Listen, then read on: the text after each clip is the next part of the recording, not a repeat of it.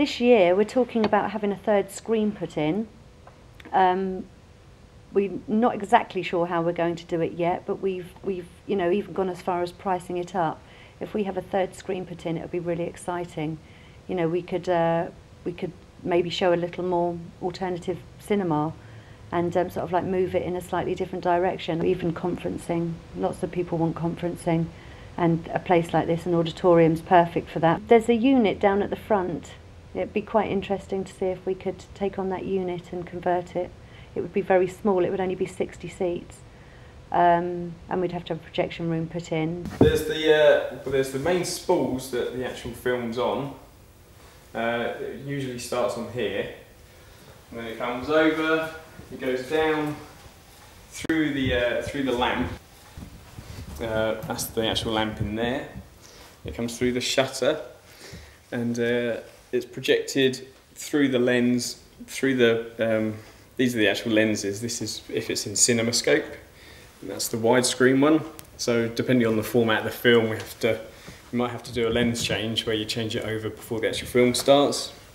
It comes down through all these cogs. This is the sound card, which is just a little laser that will read the soundtrack that's on the side of the film, and then it just goes back onto the spool at the other end. It would be quite nice to change the style of films that we showed, and that, I suppose, money would allow us to do that as well. But I think pretty much that would be the most beneficial thing to us, would be to have a screen 3 put in. You know, which possibly will happen this year. That'd be really exciting. And then, you know, it'd be bringing sort of like more income for us, which we sort of quite seriously need. As we're a completely private business, we don't own the building as such. The cinema is leased. We lease it as a private business, so we have no funding from the council at all. That impacts quite heavily on us when it comes to things like advertising, which is a big issue for us because our budget's tiny, if not almost non-existent really.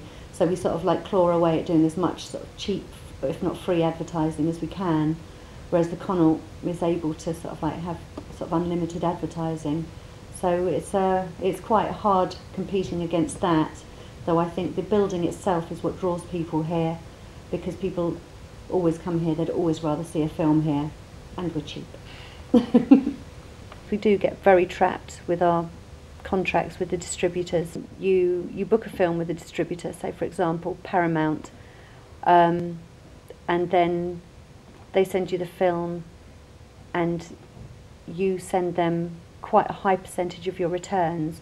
So say for the first week particularly, they might take even up to 80% of what you make in the box office, and then say you might make the 20%, but as the weeks go on, the percentage they take back is reduces, and so you get more of the profits, but obviously the customers are dwindling by then as well. So it's quite a hard way to make money in this business, and also they restrict you by tying you into contracts that they can insist on how much you sell the film for, what screen you show it in, how many times a day you show it, and if you don't abide by those terms and conditions, then they can stop sending you films, which becomes quite a big problem. So we're very, very restricted in what times we actually have to do other stuff, and I think that's a lot of things people don't understand, you know. We get a lot of customers come in and they complain maybe about what we're showing and what we're not showing, and we are very heavily restricted to what we show.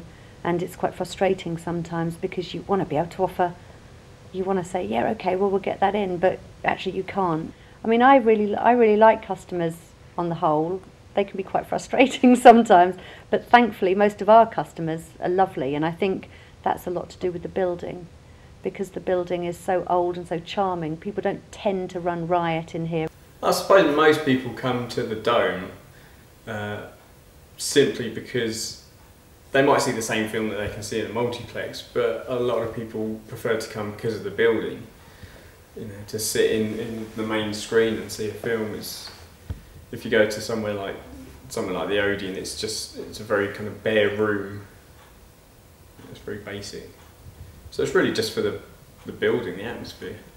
It's not like a multiplex, but a lot of customers expect it to run like a multiplex, and that's just something we can't offer. You know, we can offer very, very close one-to-one service. You know, we'll take a customer if they want a cup of tea into the auditorium to them, especially our elderly customers that maybe would like you to sort of help them to their seat, sit them down, take in a cup of tea for them and things like that, and we can do all of those things. A multiplex could never meet that kind of level of customer care that we can, and it's because we're nice and small, really, which is, you know, we have our benefits that way. And I think a lot of customers are very happy here. I hope so. We try to be really nice to them, and our staff are lovely. The staff are all charming and, you know, very well mannered. And again, I think that lends to the building. You know, we have a very different way of running things. It's not a cattle market by a long chalk, and so I think the charm of the place carries it through. It's a lovely place to be, really.